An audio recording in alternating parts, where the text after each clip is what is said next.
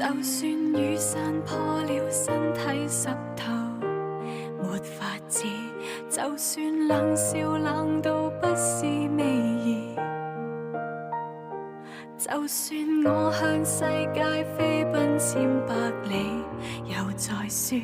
就算跌過百次，再尋下次。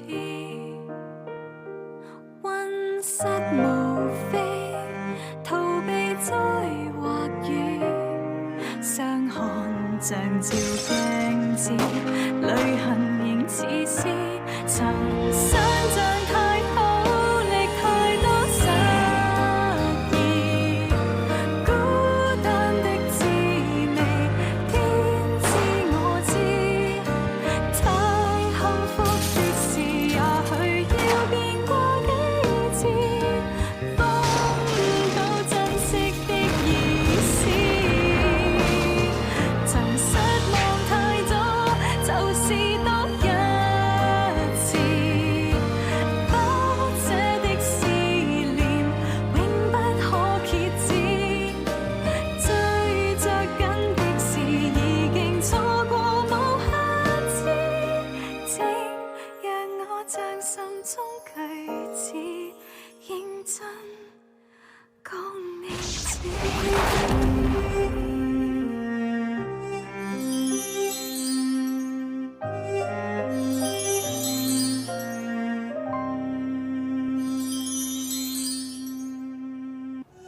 真的解决了？台面下是解决了，但是台面上还是要经过司法程序。这个案子一定要审完了之后，才算真正结束。子林当时年纪很小，在他心目中最亲的人就是哥哥，他一直认为是自己把哥哥害死的。医生说他有创伤后遗症。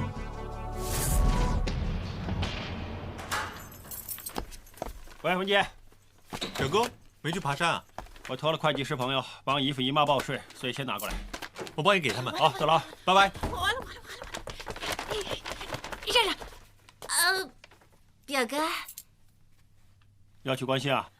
是啊，所以我借用了你的望远镜。那只国产红星牌跟我这么多年，我会不认识？这只是新的，从哪来的？我一向都帮学长学姐当模特赚钱，用血汗换来的。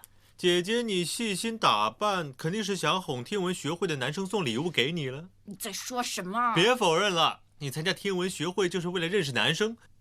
那天听他打电话说，天文学会很多富二代啊。李文杰，不说了，做功课。表哥，我也要出去了。哎，别人送的。我不是跟你说过，不要经常收别人的礼物吗？喜欢的话呢，就自己存钱买，不可以贪心啊。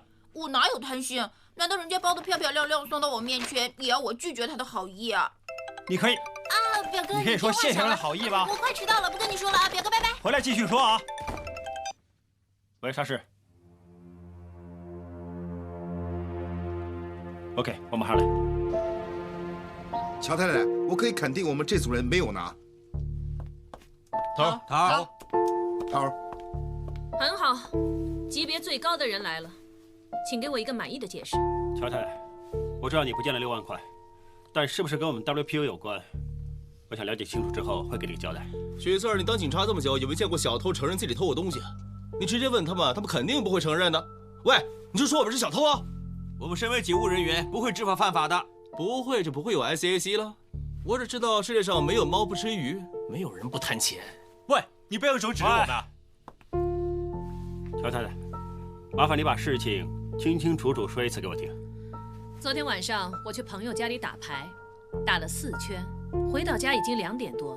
可是，一开门进来觉得不舒服，就马上冲进房间，冲进厕所吐了。吐完觉得头晕晕的，就躺在床上睡着了。一睡醒就发现皮包里少了几万块钱。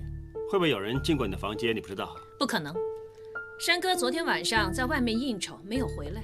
子林我也问过了，他说没有进去。所有佣人我都问过了，而且他们在这里干了很多年，我一向都很信任他们。平时呢，我经常会摆几十万在家里，可是有些外人连几万块钱都不放。喂，乔太太，乔太太，在有证据之前，不可以一口咬定跟我们有关，这样对我们整组人很不公平。知道你会这么说，你们当警察的会找证据，一样会毁灭证据。下班的人可以把钱拿走，没下班的可以把钱拿给下班的人拿走。既然你怀疑是我们干的，公平起见，报警。好，Sir说报警，我们立刻报警吧，姐姐。报啊！那什么事儿？为什么报警啊？什么事儿？二叔，你回来的正好。你昨晚有没有进我房间从我包里拿钱？昨晚当然没有啊，我出去打台球，刚刚才回来的。最后一个可能性都不成立，肯定是有人手脚不干净，我们只能报警了。不用报警。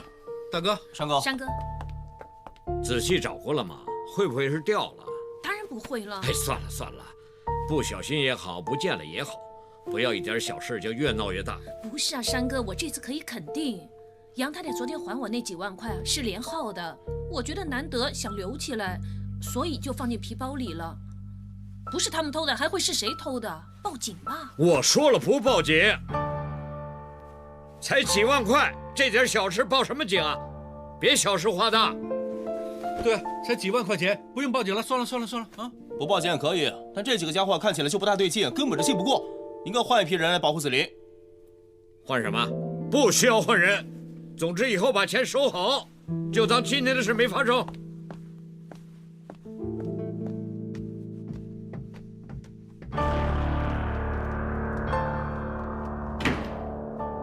什么叫总之以后把钱收好？你就是暗示是我们偷的。是明示。连大乔先生都不信任我们，以后怎么合作？我宁愿他们报警，把事情弄清楚。就是啊，现在没有弄清楚就判我们有罪，什么意思啊？我们自己查清楚。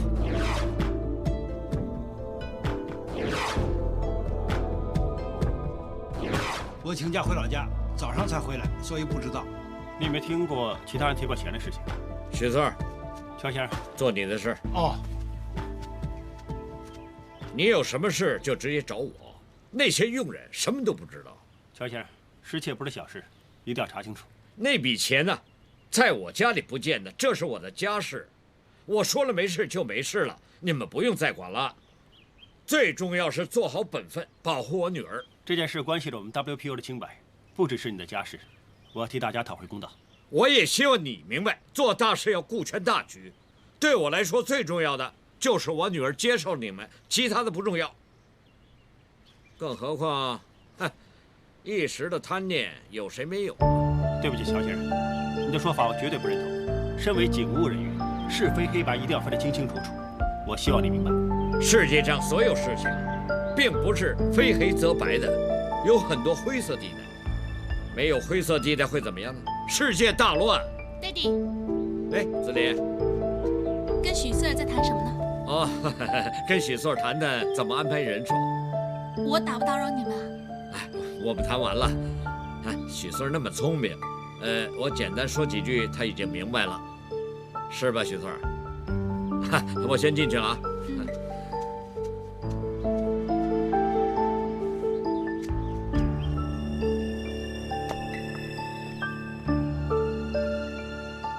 群姐，你再仔细想想。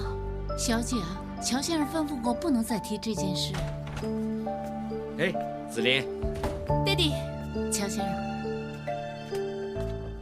刚才跟群姐在聊什么？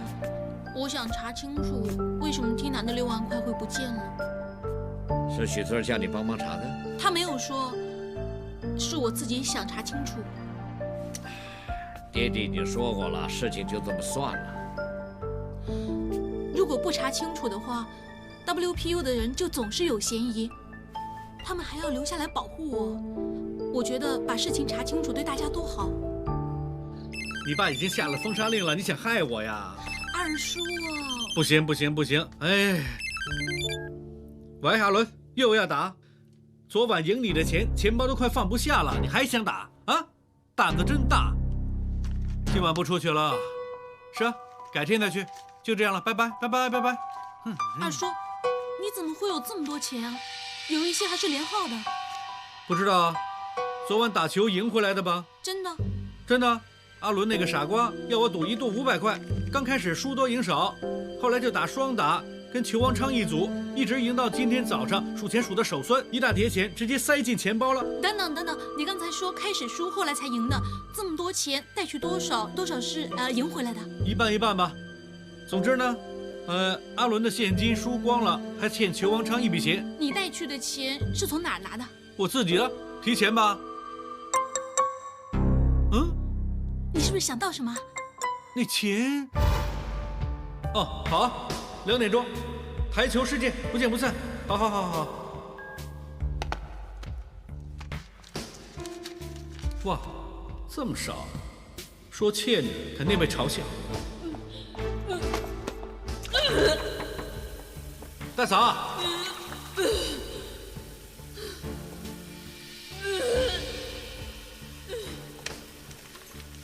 大嫂，给你拿了几万块，以后再还给你啊。大嫂，我拿钱的时候真的跟你说了，我也不知道你在吐，水龙头又开着，我说的时候你根本没听到。OK， 就当我真的没听到。但是我之前问你有没有进过我房间拿过我的钱，你说没有。哎呀，我打台球打得太投入了，后来还一直赢钱，整个人飘飘然得意忘形，根本不知道哪些是赌本，哪些是赢来的钱。最后那一局啊，我连黄绿棕3个球都摆错位置，被我朋友嘲笑了很久啊。哪有人得意忘形到失去记忆没有印象啊？一时大意而已。现在乔太太的钱找到了，这件事弄清楚了。弄清楚不是有人手脚不干净就好。根本就不是，只是有人没把钱收好。哎，各位，不好意思，是我没用，记性不好，对不起，对不起。阿水，跟我上去。哦。哎，大哥，什么事啊？大哥啊，大哥，没事，没事，没事，没事，没事，嘿，哎，没事，没事，没事，哎，没事，没事，没事，走开。为什么要走开？走开！哎，大哥，大哥，哎，不要，不要，不要，不要吧，大哥。刚才说什么？记性不好加一时大意，原来一直都没吃药。医生说你的脑部受过伤，会有后遗症，一定要按时吃药，要不然的话，脑功能很快衰退。大哥，这些药副作用太强了，吃了以后头昏想吐，昏昏沉沉，怎么去玩啊？怎么打台球啊？你不吃药才会打不到球。刚才你自己也说。黄绿棕球都摆错位置，也对也对，吃不吃？啊，吃，啊，我会吃，我会听话啊。OK， 知道。哎，我不相信你啊！以后每一天我都要亲自喂你吃药。不用了，大哥，不用了，不用，吃不吃？吃不吃？啊，吃，我自己来，自己来。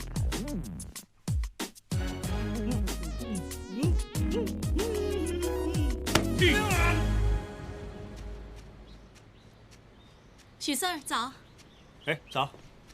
你又在巡逻啊？哦，不是，我特地来等你。我知道你这个时间呢会拿盆栽出来晒太阳。是吗？啊，这盆呢是送给你的。我代表我们整组人谢谢你。这次感谢你帮忙，我们才能这么快调查清楚，替我的队员讨回公道。不用客气。这盆仙人掌很漂亮，谢谢。你喜欢就好。之前我们讨论了很久，都不知道送什么花给你。师姐说呢要送小黄菊，八达说要送紫罗兰，最离谱的是爆胎啊，说要送茜兰给你。他们吵了很久都没结果，所以我最后决定送颗仙人掌给你，没花就不用吵了。我没有种过仙人掌，终于可以种一次了。那我不打扰你，进去了。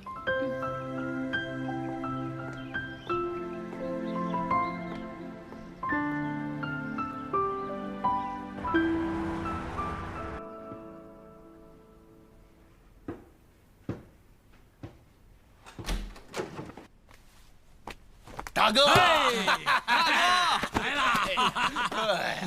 来，走，大哥，我给你介绍一下，这一位就是康振中律师啊，他打官司非常有经验。这一位就是韦志烈事务律师。我跟你们俩说，这就是我们大哥熊飞。熊先生你好。好，既然把律师都请来了，那付了保释金，我可以走了。啊，你们俩记得啊，出去以后给我买点柚子叶，我要洗个澡，洗洗身上的晦气啊。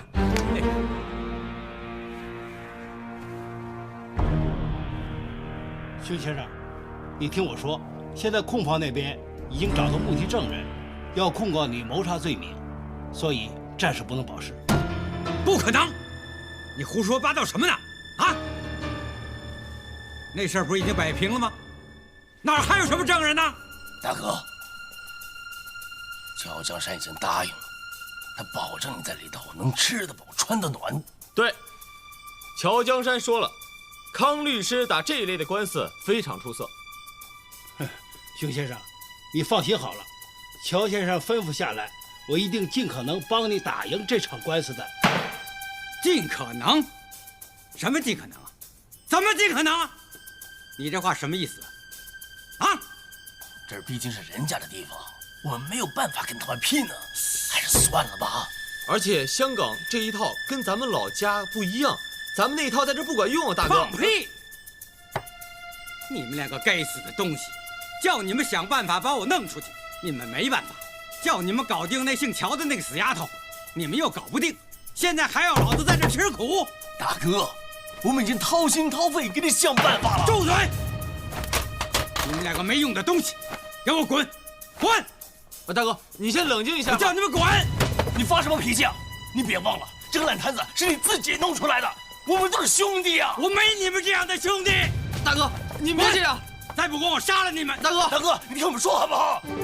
大哥，住手！有人受伤了。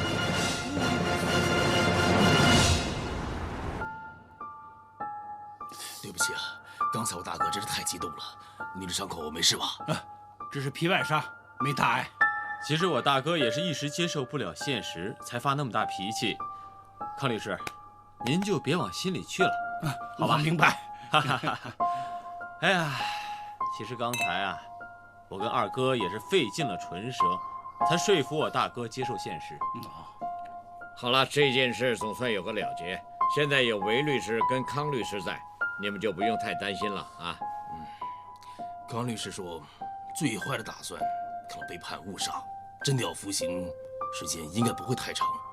我们在香港有没有朋友？最可靠的就是你们。我乔江山是讲信用的，我担保你们的大哥会很快回到沈阳去。好，我们也是重承诺的。乔哥，我希望以前的误会能够和平解决。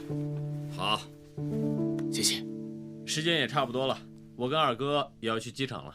好，赵良，派辆车送他们。是，乔先生。好，再见。我们先走了。邱先生，我回律师行了。好。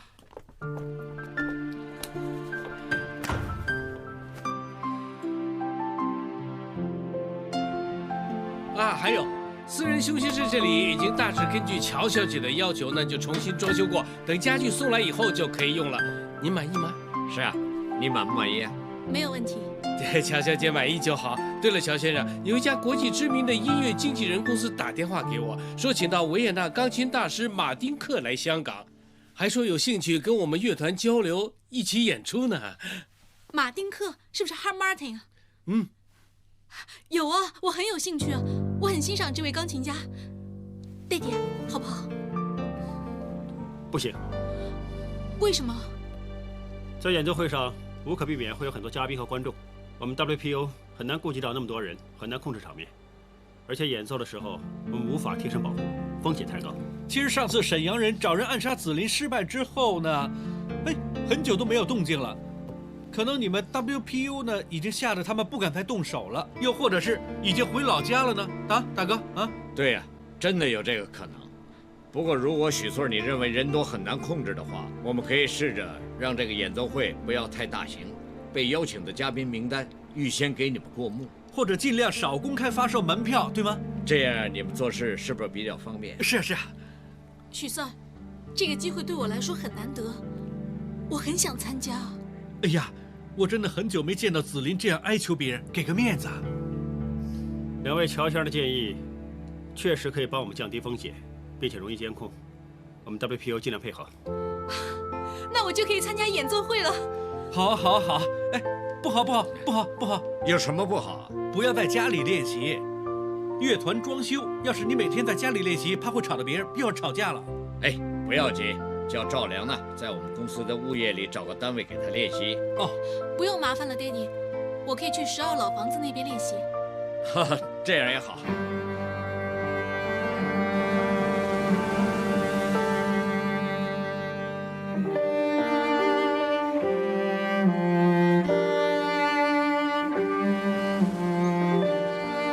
为这种音乐有什么好听呢？请问你问我，我可以去问谁呢？喂，但是有很多人肯付1、2千块去听啊，你也拿他们没办法吧？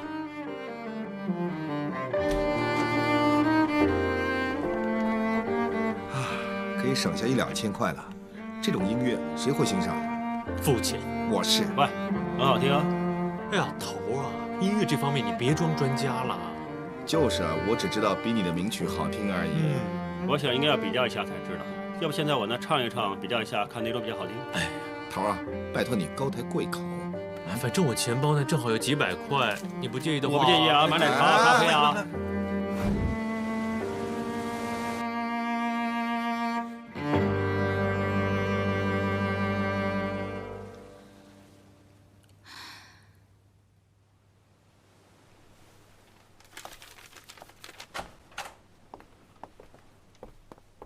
乔小姐，车准备好了，15分钟之后离开，你可以收拾东西了。我说了要走吗？你说5点钟要回家跟你爹地吃饭的吗？我练得忘记时间了。哦，没关系，反正还有时间。要是你想练的话，可以继续练，我可以安排。不用改了，说好5点到家，不要妨碍你们接班时间。没关系，很容易解决。不好，我现在走，可是我要去洗手间。好。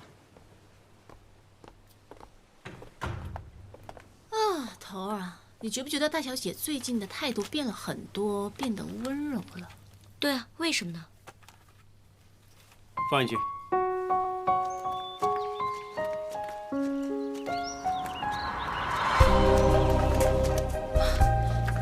妈咪留给我的丝巾啊！哎，乔小姐，我帮你捡。放心吧，头儿常爬山，没问题。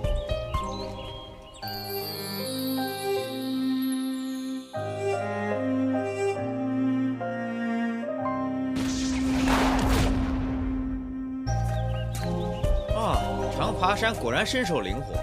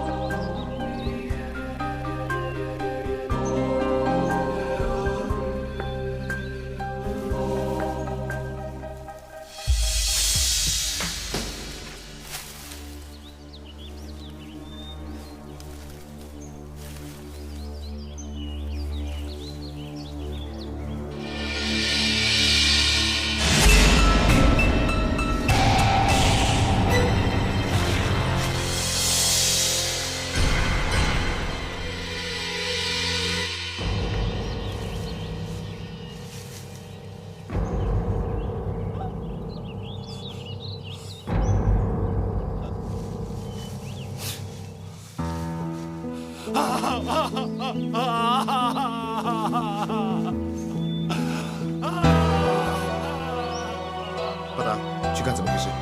知道。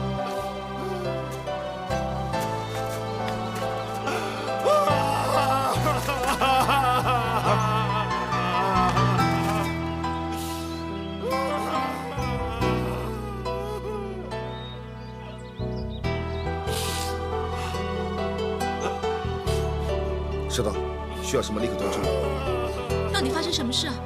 徐策怎么了？强小姐，这里很快会被警方封锁进行调查，我们要护送你离开。那许四呢？你的保护工作现在由我 in charge。师姐 Missy， 护送强小姐上车 ，Go。Yes sir。Yes sir。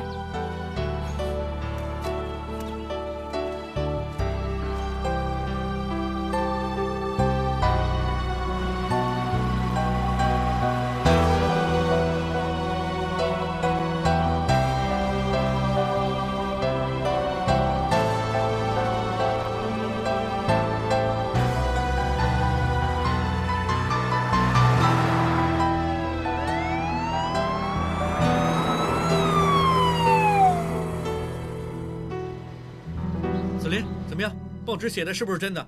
有没有夸大啊？我怎么知道？不知道？你昨天在现场，记者没有看到的情况，可能你全看到了。说些独家的消息给二叔听吧。我就是不知道，所以才想看看报纸写些什么。到底那副骸骨是什么人啊？为什么许四儿看到之后会哭得那么伤心呢？哭？许四儿哭得很伤心啊，连其他队员也不开心，我不知道怎么回事。这不可能吧？许四 EQ 很高，让他发脾气都挺难的。那是什么鼓那么强，能把他弄哭了？到底那个人是谁呢？不用看了，记者找不到资料，简单的写几句，不用看了。乔小姐，我想请问你今天去不去10号老房子那边练习啊？哦，我今天不去了。许四呢？许四今天有事请假，现在由我 in charge。沙士哥哥，请问许四跟那副骸骨又有着什么关系呢？我想你见到许四亲自问他会比较方便。不好意思啊。啊。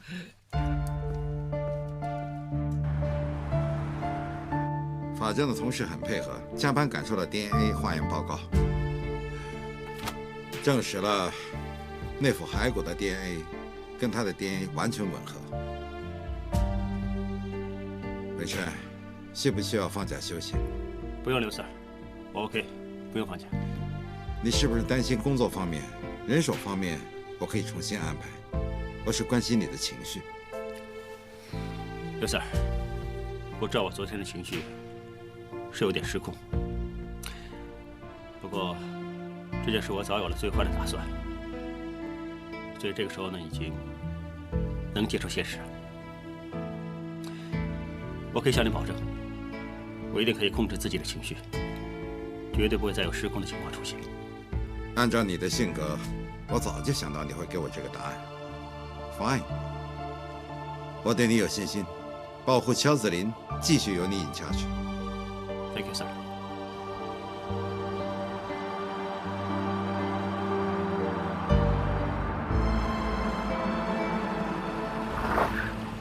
喂，请你尽快离开，不要在这里逗留。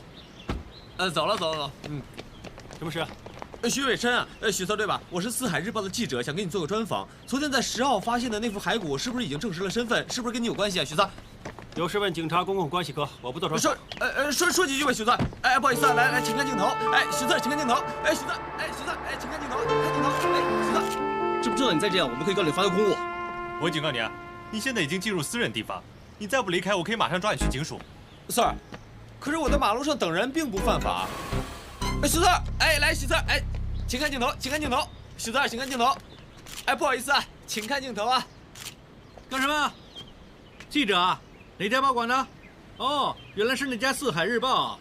乔江河，幸好你认识我，不用我找你老板赖高个证实身份。不知道为什么，我跟赖高个年纪差不多，但他叫我水哥。那小记者，许四呢是我好朋友，你让我的好朋友不高兴，等于让我不高兴，然后呢，我又让你老板不高兴，那多没意思啊，对吧？水哥，不好意思啊，这个工作是我顶头上司叫我做的。你知道我们小职员啊，必须要听上司的命令，这是我的工作。通融一下吧，水哥。是上司叫你来的，不是老板叫你来的，对吧？这样吧，我跟你回去找你的上司聊聊，顺便找赖高个吃个饭。我想你很少跟他吃饭，对吧？不用了，我不饿。别客气。这车放在这儿，坐我那辆。不用了，水哥。别客气，不用了。不用了，我不饿。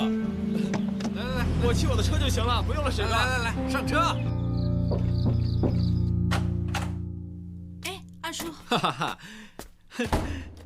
终于让我八卦到底怎么回事了。你八卦到什么？八卦到许四跟那副骸骨的关系。为什么？你二叔聪明吗？今天有一个记者一直缠着许四，问他关于那副骸骨的事，所以我表面上是帮许四把记者赶走，说带他回报馆，但实际上我想打听一下，看他知道多少事。原来那个记者收到消息，说许四发现那副骸骨的时候都哭了，所以他觉得很奇怪。警方那边有传闻说，那副骸骨其实就是什么？就是许四8年前失踪的女朋友方韵琪。问世间情是何物，可歌可泣又怎么样？还不是红颜薄命，一切都是完了没了，没完没了。没了。我以为你二叔才会这么八卦。子林，你也有兴趣听故事啊？其实许四儿跟那个女孩在大学的时候呢，已经开始谈恋爱了。他们两个都很好动，只要放假就爬山当约会。他们还会经常找些新的山路，总是越偏僻就越兴奋。直到8年前，许四儿他们原本约好去西贡走一条超级难走的新路去看日出，可是出发前，许四儿临时有行动不能去，只有他女朋友一个人去。那天好像是黑色暴雨，西贡那边山洪爆发，他女朋友失踪了。所有人都觉得没希望了，都觉得他女朋友应该凶多吉少。但是许四只要没找到尸体，就希望女朋友仍然活着。当时他请了3个月假，每天去西贡那边找。可是3个月很快就过了，不要说尸体了，许四连点线索都找不到，只好归队工作了。但是这么多年来，他都没放弃。不管什么天气、什么季节，只要放假就去找。原来说是去西贡爬山，但是从清水湾道开始，跋山涉水到沙田那边，都算是西贡，范围并不小。许四儿一找，就这么找了8年了。直到昨天。其实8年来没有任何消息，许四儿已经有心理准备，他女朋友已经不在。直到昨天帮你走下山坡捡丝巾，无意间发现那副骸骨，不管是戒指、项链还是背包，许四儿一眼就认出，全都是他女朋友的东西。没有亲眼见到，还可以自己骗自己，但是可能连老天爷都觉得他应该要面对现实，把藏在心里面那么多年的感情一次释放出来。8年，并不是一段很短的时间。但是他女朋友不是去西贡爬山吗？为什么会去了石澳呢？这就叫人算不如天算了。原来8年以来，许四儿一直找错地方。出事之前，许四儿他们打算走那条新路，许四儿不能去，所以以为他女朋友会去，结果他女朋友没有走新路，反而走旧路去了石澳。我想他一定是想着要跟许四儿一起走西贡的新路，于是结果就阴了，阳了，阴差阳错了。可是许四儿要不是为了保护你，他就不会去石澳；要不是正好你那条丝巾被吹下山坡，他就不会下去帮你捡。这还不是天意啊！不过也好，总算许四儿多年来的心结已了结了。二叔，这些都是那个记者告诉你的吧？他都知道了，为什么还来问许四儿呢？那记者只是想有头有尾。8年前许四儿女朋友失踪的时候啊，那记者做了一篇专题报道。昨天找到那副骸骨，他还不趁这个机会做一个完整版吗？想要够抢眼、够爆炸，有什么会比直接问当事人的感受更好呢？那个记者还给我看了当年的那篇报道，我给你看，过来。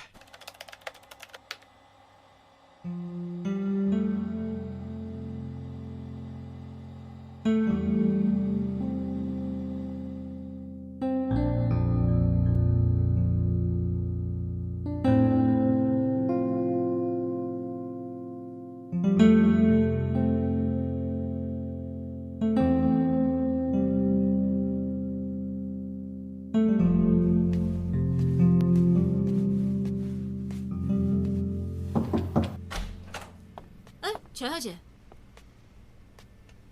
不是有什么事吧？我想找许四儿。哦，头儿他回总部了。什么时候回来啊？不太清楚啊，他没跟我们说，可能很晚吧。谢谢。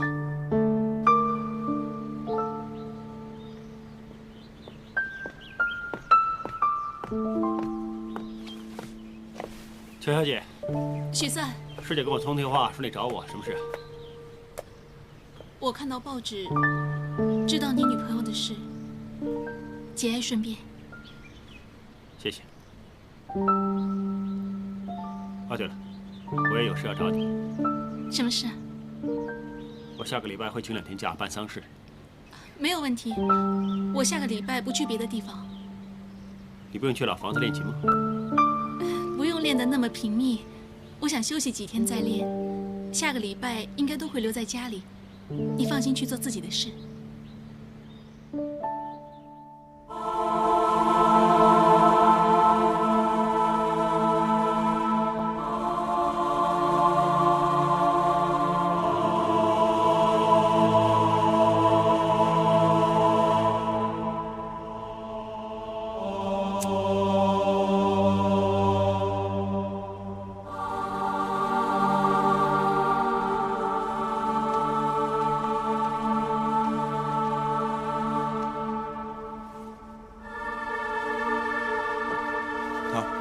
节哀顺变。节哀顺变。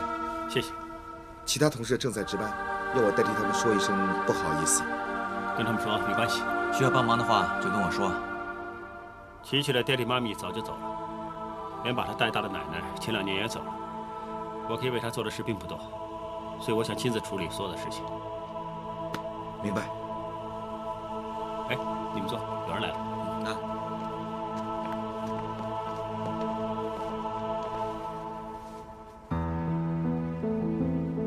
2位乔先生送了花单。许星，这花篮放哪儿？放里面。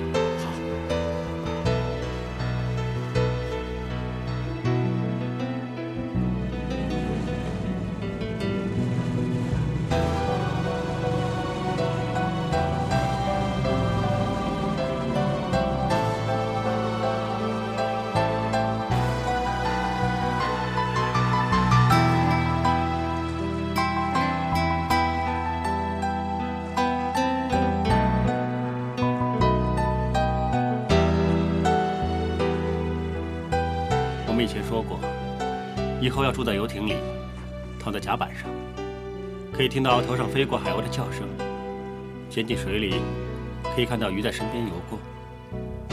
希望现在你可以到你想去的地方，这是我能为你做的最后一件事。他会安息的，你也该放下了。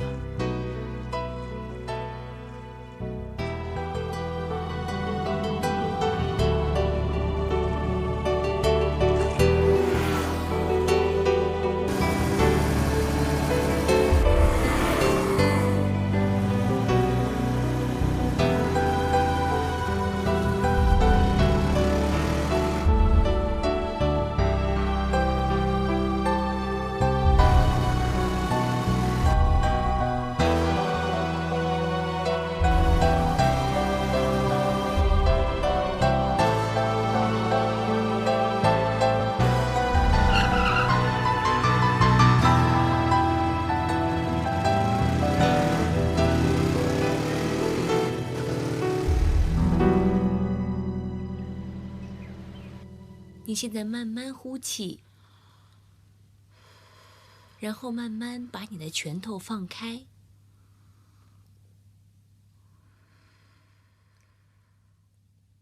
Very good， 是不是觉得放松多了？嗯。现在我想你画一幅画，画里面有一个房子、一棵树跟一个人，你只需要依照现在最真切的感觉画出来就行了。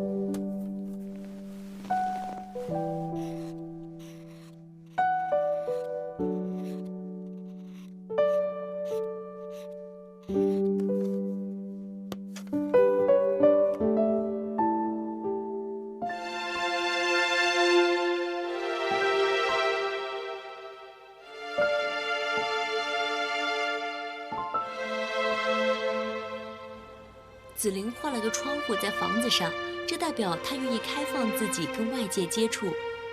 至于那棵树，反映她的自我意识。子玲画的这棵树大小适中，简单来说，可以反映出她没有过分自卑或者自负的情况。不过最重要是要看树干，树干上面越多阴影越多树纹，代表她内心越多焦虑。但是子玲画的这个树干只有简单的几条树纹，我相信她最近心情应该很平静。她还画了个张开手的女孩子，这代表着她不太抗拒跟别人沟通。哎，那这辆车呢，代表什么？这辆车是反映出她的潜意识，潜意识中呢感觉到有外来人闯入了自己的生活里面。没有错，最近很多保护证人组的成员都围绕着他。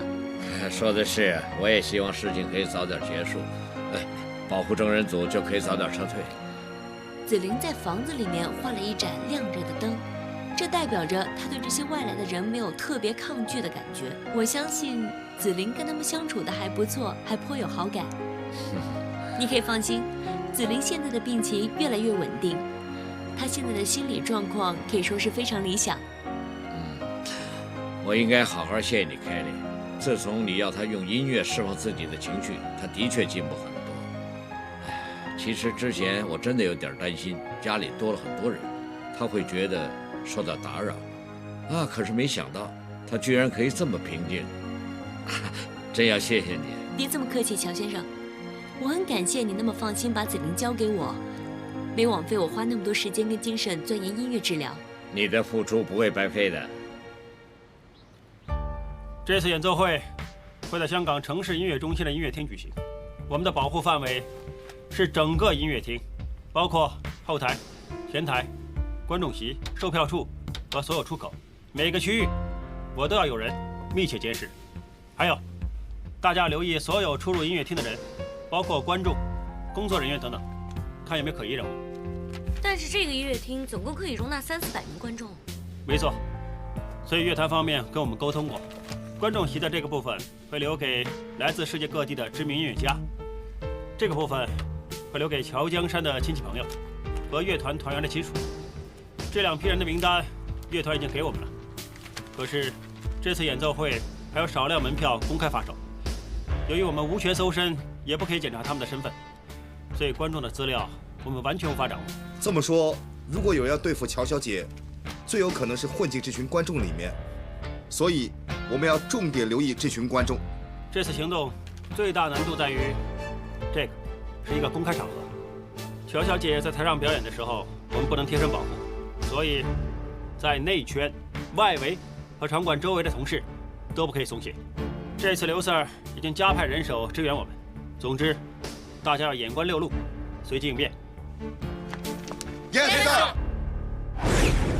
曾想象太好，歷太多失意，孤單的滋味，天知我知，太幸福的事，也許要變過幾次，分到珍惜的意思。失望太多，就是多一次，不捨的思念不可揭止，追着緊的事已經錯過無限次，請讓我將心中